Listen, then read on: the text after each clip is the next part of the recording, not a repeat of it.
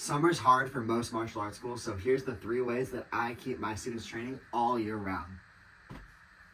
Hey you guys, welcome back to the Magness Mogul Podcast. My name's Jonah Magness. I own and operate martial arts studios, and today we're going to talk about the best 3 ways I found to keep my students training all year round.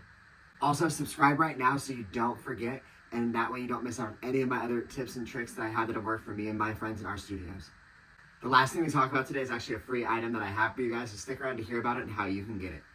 The first thing on our list are U-Rock calls, and I think there's 2 key reasons that these have directly improved our retention. The original way we used to do our U-Rock anything was U-Rock mailing letters, and there were a few key issues with that. The first main problem was not all of my staff knew how to actually write and address letters, so thank you, school. But the other issue was if anybody had moved and we hadn't updated their address, plus postage really started adding up in terms of mail that even got sent back that then we had to rewrite because it was already stamped out, and then we had to put new postage on, and it was creating a lot of time delays in terms of when the students would get their notes and any feedback that we'd get in the process.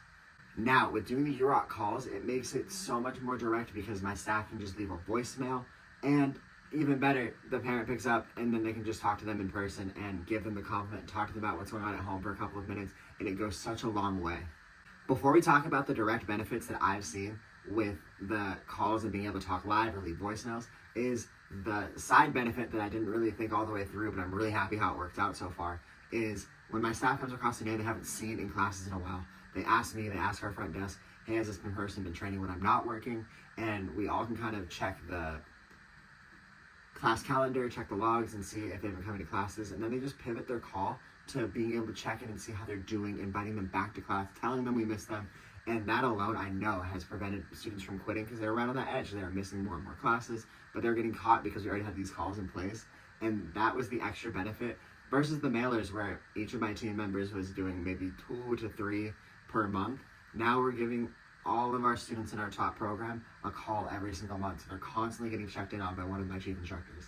The other awesome thing is when they call to try and give a compliment about their performance in the studio, behavior and taekwondo-wise, is if anything's going on at home, they can fix it right then and there, or right when the parent comes in. They can be like, hey, we loved your voicemail, they got to listen to it.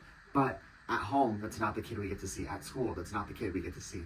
And so then my instructors that call can sit down and talk with them about how to improve their behavior outside of the studio.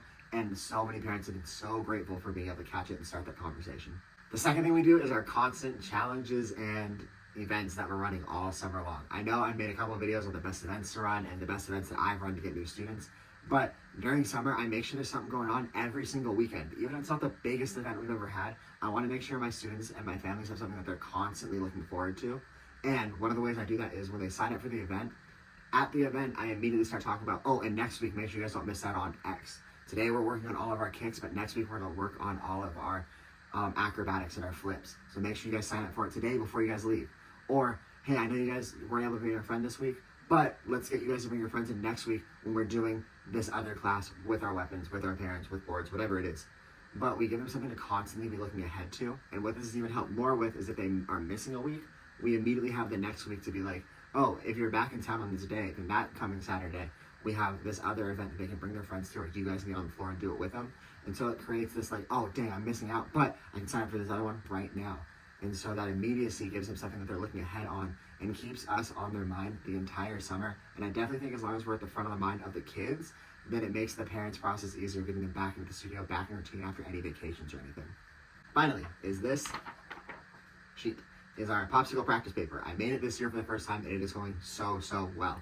I know I talked before about having a buddy week for a food event or something like this. So this is how I kind of made this work out for summer. It's a super easy checklist. On Monday through Friday, they have to make their bed, do 2 minutes of kicking, 2 minutes of stretching, 2 minutes of practicing their weapons. So they're going to spend 8 minutes a day thinking about me because they made their bed. They did all their taekwondo, maybe some transition time, maybe some fighting with their parents time, but their parents initial it, and then they do that all week long. And we told them on Friday, Saturday, or the following Monday, they can bring in their popsicle practice sheet. We highlight them in front of everybody for finishing their sheet, and then they get a popsicle on their way out at the end of class. This, way more than even our events, is keeping us at the front of their mind the whole time. I have kids taking these on vacations and then bringing them back into the studio when they first come back, and they're so excited that they get to show me that they got to practice while they're on their trip, and it's going so well and even better than I could imagine. So if you want your own practice paper to send them home with, just leave a comment down below and I'll reach out to you guys. If you have any questions about what I talked about today, comment, let me know. Like and subscribe so you get some more of these videos and tell YouTube that you love them. And I'll see you guys next week. Peace.